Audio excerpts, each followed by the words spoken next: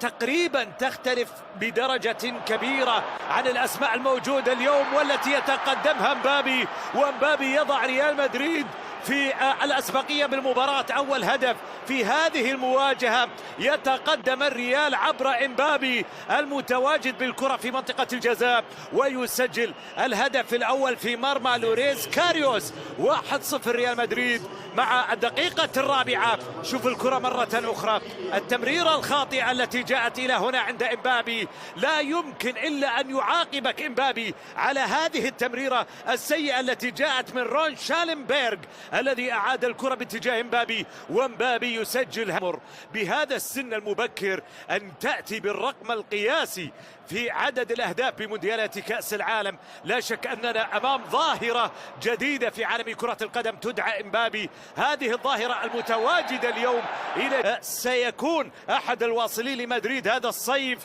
كيف سيظهر إلى جانب ريال مدريد ومخالفة ركلة حرة مباشرة. اللعبة الله على لقطة جميلة ورائعة لكنها تذهب إلى خارج أرضية الملعب إلى ركلة مرمى. التسديدة الماضية جاءت عن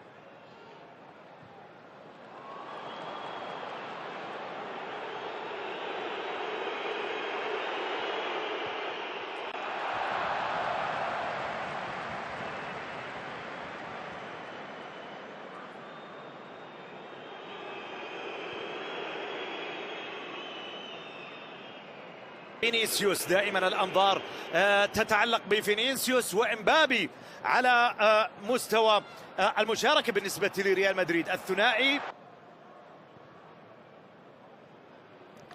الكرة لريال مدريد مرة أخرى. إمبابي في محاولة بالأمام، إمبابي وتسديدة لكنها تمر إلى خارج أرضية الملعب.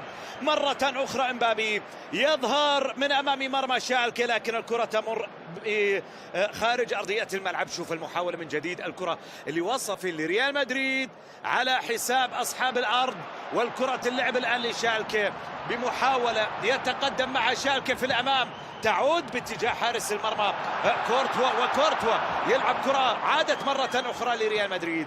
مدريد بمحاولة اللعبة الطويلة في الأمام، انطلاقة إلى إمبابي، وإمبابي يصل عند منطقة الجزاء، والانطلاقة القوية تجد التصدي من حارس المرمى لوريس كاريوس الذي يعود من ذكرى إلى مباراة ريال مدريد قبل 8 سنوات حينما كان حارسا لليفربول، ولتلك الليلة مرت لخارج أرضية الملعب. اي والله كانت قصة مأساوية بالنسبة لحارس المرمى لوريس كاريوس، لكن دعونا نشاهد هذه الكرة التي تمر في الجانب الأيمن. إلى ب8 سنوات يعود من أمام ريال مدريد وتصدى لكرة أخرى لمبابي، كان على وشك الريال أن يتقدم معها، لكن شالكي من يتقدم الآن بمحاولة في الجهة اليسار، عرضية داخل منطقة الجزاء، والرأسية تذهب باتجاه كورتوا. خرج من أكاديمية الريال هذا اللاعب وعمره 17 عام، وبعدها ب5 سنوات يعود مجددا. تشوتشيتش وعادل عشش، موسى سيلا، جونيور أدامو في قائمة شالكي بمباراة الليلة. موسم العودة بالنسبة لفريقه إلى المكان الذي لا شك بأنه يرى بأن فريقه يستحق وينتمي إليه. شالكي الذي مدريد يرتبط تاريخيا بذكرى بالنسبة لهذا الملعب، عند ذكرى تاريخية مع هذا الملعب بال3، وكاد يقلب مواجهة دور ال16 بالكامل يومها، لكن نجح ريال مدريد في نهاية المطاف من التأهل. فينيسيوس مع الكرة داخل منطقة الجزاء، يعدي فينيسيوس والكرة مقطوعة إلى خارج أرضية الملعب إلى رمية جانبية.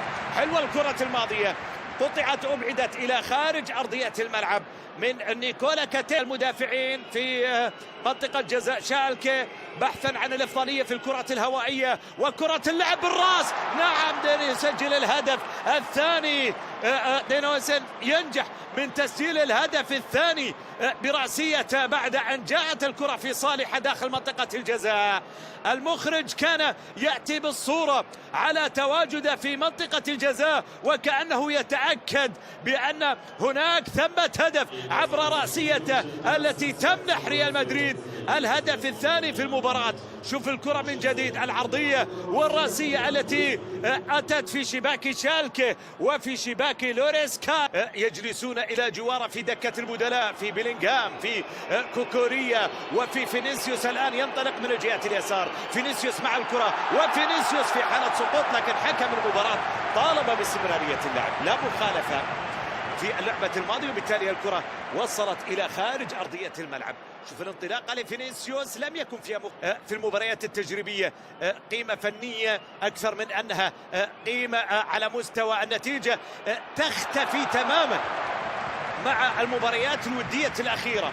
يصبح الجميع مطالب في الودية الأخيرة فاري في الجولة الثانية. لذلك مباراة ريال مدريد هي تمنح الفرصة لأن يلعب بثقة أكبر. يمين في ألمانيا كل شيء مختلف تماما، الملاعب الجميلة والحضور الجماهيري الكبير وإمبابي الكبير يصل، لكن بحالة تسلل في هذه اللقطة. ركلة حرة غير مباشرة على إمبابي في اللقطة الأخيرة، ركلة حرة غير مباشرة تذهب لشالكه. شوف مريرة لعبت في الطرف الأيمن، اندفاع والتقدم من بيكر، والمحاولة تعود مرة أخرى لشالكه، المرور والكرة ما زالت باقية في منتصف الملعب أو في داخل منطقة الجزاء، والعرضية لكنها تذهب بعيدة عن الجميع إلى خارج أرضية الملعب إلى رمية جانبية. موسى سيلا بالمقصية الماضية. شوف الكرة التي عادت إلى موسى سيلا، تعود من جديد. إبراهيم كوناتي المنضم مع ريال مدريد بعد 5 سنوات قضاها إلى جانب ليفربول. المباراة تمثل بداية جديدة بالنسبة لمدافع ريال مدريد إبراهيم كوناتي الذي يأتي بقميص في حوار جماهيري. بالنسبة لفينيسيوس هذه كرة لعبت عند أردا جولر، لكنها راحت مرت إلى خارج أرضية الملعب مرة أخرى. شوف الإعادة مرة أخرى، الكرة من جديد رائعة جدا، يواجه فيها ريال مدريد مرمى شالكه، والكرة على الناحية اليسرى بمحاولة عند إمبابي الذي يلعب خارج منطقة الجزاء. هذه المرة عرضية والرأسية، التصدي جاء رائعا هذه المرة من كاريوس ينجح من التصدي للكرة الماضية، وكأنه يقول لريال مدريد ليس في هذه المرة تألق كاريوس من أمام كرة ريال مدريد لتعود الكرة من جديد شالكه بانطلاقة، شالكه في محاولة، الكرة في صالحة، الانطلاقة بالأمام صافرة ومخالفة وركلة حرة مباشرة. عندنا أيضا لاعب في شالكه آخر واقع على أرضية الملعب. ركلة حرة مباشرة، شالكه بكرة ثابتة، ركلة حرة مباشرة في الجهة اليمنى، العرضية والرأسية تصل بعيدة إلى خارج أرضية الملعب إلى ركلة مرمى. بهذه المباراة إبراهيم كوناتي يلعب كرة في الطرف الأيمن لمحاولة لريال مدريد. كوناتي من جديد أعاد الكرة بالخلف، ثم تمريرة اللعب، يا سلام على كرة تمر في منتصف الملعب بعد تمريرة بالكعب، وصلت هنا إلى إمبابي، وإمبابي يلعب كرة عند فينيسيوس، والتسديدة تجد المدافعين العائدين تيمو من تألق في إبعاد الكرة. اللاعب الخبير عاد ليبعد الكرة بهذه الصورة، الذي يلتزم بأدوار كثيرة في هذه المباراة بالنسبة لتيمو بيكر، الذي أبعد الكرة لخارج أرضية الملعب وتحولت إلى ركلة ركنية لريال مدريد. الخطر لم ينتهي بعد من مرمى الأيمن. الريال يسعى الآن للوصول إلى مرمى شالكه بمحاولة داخل منطقة الجزاء. إمبابي كرة قطعت، نجاح من مدافع ريال مدريد في التغطية الماضية. عادت الكرة لشالكه، عادت المحاولة هنا في الجهة اليسار، لكن ريال مدريد دفاعيا يقدم مباراة كبيرة. يبدو بأنه مورينيو أخذ على عاتق معالجة المشاكل الدفاعية بالنسبة لفريق. هذه تسديدة لكنها مرت إلى خارج. أيضا تواجد مع السيتي، ماينز وليفربول وبشكتاش في تركيا، وكذلك يونيون برلين الذي سيلعب من أمامه في الجولات القادمة. هذه تسديدة والتصدي جاء من حارس المرمى. على ما يبدو أيضا أن لونين جاء بديلا في شوط المباراة الثاني، وهو الذي تصدى للكرة الماضية. محاولة تعود مرة أخرى كما قال مورينيو عن مباراة فيورنتينا بأن الحالة البدنية أعادت الفريق إلى الخلف إلى الوراء، فهل هذا ما يحدث الآن في بدايات شوط المباراة الثاني؟ هذه عرضية لكنها تصل باتجاه حارس المرمى دين هايسن. كامافينجا، راحت الكرة في الجهة اليمنى إلى أرنولد، إلى محاولة عند إزبي في الجهة اليمنى لكن فيها صافرة. دوامة شالكه، اسلوب اشتهر باسم دوامة شالكه، كان يقوم على التمريرات القصيرة. وصل البطولة التي ضاعت في الأوقات الأخيرة 2001 بعد طبعا نصف نهائي دوري الأبطال وآخر كأس ألمانيا في 2011. تخيل أن فريق في 2011 وصل إلى نهائي نصف نهائي دوري الأبطال،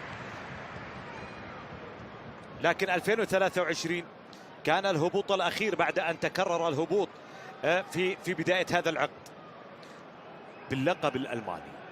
أقصى دقيقة في تاريخ شالكه. مهما كانت هذه المباراة، مهما كانت المجريات، مهما كان من حالة للهبوط، مهما دار لأي فريق من مشكلة في كرة القدم، لن تكون كالألم الذي اعتصر شالكه وجمهوره في عام 2001. شوف الكرة، شوف الكرة، شوف الانطلاقة، شوف شالكه في محاولة وسط. المدينة بأكملها مصدومة في تلك الليلة، ليلة لن يستطيع أن ينساها جمهور شالكه. الكرة في الجهة اليسار وعرضية إلى منطقة الجزاء وكرة بالراس.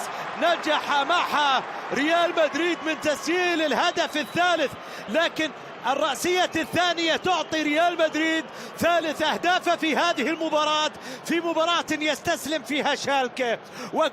كما قلنا قبل لحظات بأنه أيا كانت هذه النتيجة بالنسبة لهذه المباراة لن تكون أقسى من تلك الدقيقة في 2001 في تاريخ شالكه حينما كان يحتفل ببطولة الدوري، لكن الدقيقة 94 بايرن ميونخ حصل على لقب الدوري. هذه الدقيقة وهذه المباراة بشكل عام لن تكون أكثر قسوة من تلك اللحظة. الاطمئنان لجماهيره بأن الفريق في مباراة إسبانيول في 22 أغسطس هو مستعد تماما لمواجهة إسبانيول في المباراة الأولى. وفينيسيوس يبحث ويطارد كرة وصلت عند حارس المرمى لوريس كاريوس كما قلت.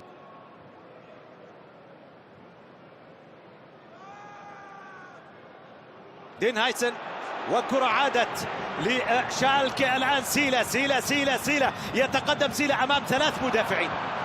كانت من جانب فالفيردي، شخصيا من اللاعبين اللي أعشقهم العام الماضي. في العام الماضي قدم موسما جميلا. فالفيردي لعب مباراة هو لعب مباريات رائعة جدا العام الماضي. يا أخي أنت تحب كرة القدم عند لحظة تجلي.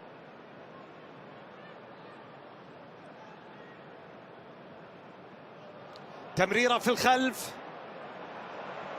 قطعت من المدافعين، مرت على الجهة اليسار. كرة مقطوعة تصل مرة أخرى لريال مدريد. انطلاقة من الجهة اليسار وفينيسيوس. الكرة مقطوعة أيضا ديوماندي، لأن الفريق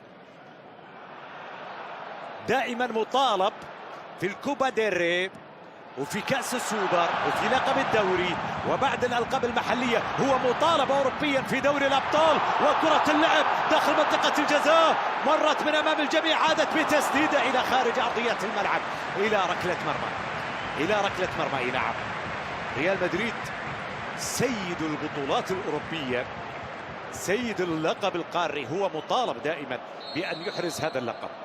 كل جيل يأتي على ريال مدريد لن يصبح جيلا يشار إليه بالبنان ما لم يحرز اللقب الأوروبي، لأنها تعرف طريقا إلا خزينة الريال. هذه كرة اللعب طويلة في الأمام إلى محاولة قريبة من منطقة الجزاء، لكن فيها حالة تسلل. ركلة حرة غير مباشرة بوجود حالة تسلل بالنسبة لشالكه، لأنه في الجولة الثانية أو في الجولة الثالثة سيلاقي بايرن ميونخ. هذه كرة من الجهة اليمين عرضية العناصر في عند الخصم، الكرة إلى فينيسيوس، لكن فينيسيوس اللاعب الذي قدم حقيقة مونديال جميل مع المنتخب البرازيلي، لكن لم يظهر أبدا في مباراة اليوم فينيسيوس، رغم أن زميله امبابي ظهر. الآن يظهر فينيسيوس في كرة متسلل مع فينيسيوس، ركلة حرة غير مباشرة.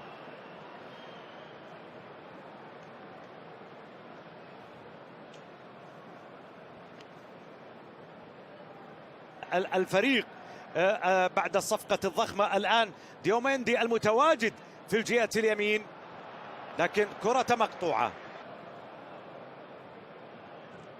الأسماء التي جاءت بالأهداف الثلاثة لريال مدريد، نعرف أن هدفين منها كانت من كرات رأسية.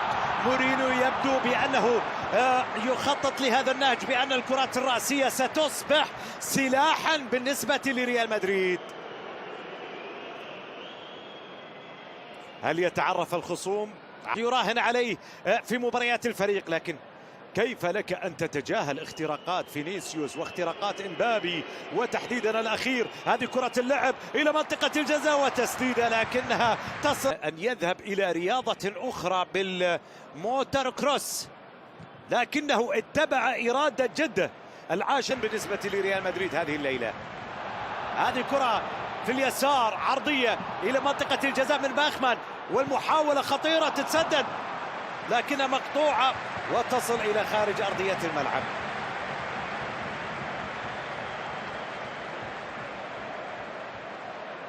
سفيان اللعبة الركلة الركنية لمنطقة الجزاء، روديجر أبعد الكرة وتسديدة لكنها ترتد من المدافعين. تعود مرة أخرى وجيكو في الدقيقة 92 منح الفريق نتيجة التعادل 2-2 قبل أن يسجل أغويرو في المباراة المجنونة الهدف الثالث، الهدف الشهير، وفاز السيتي بأول دوري إنجليزي منذ 44 عام.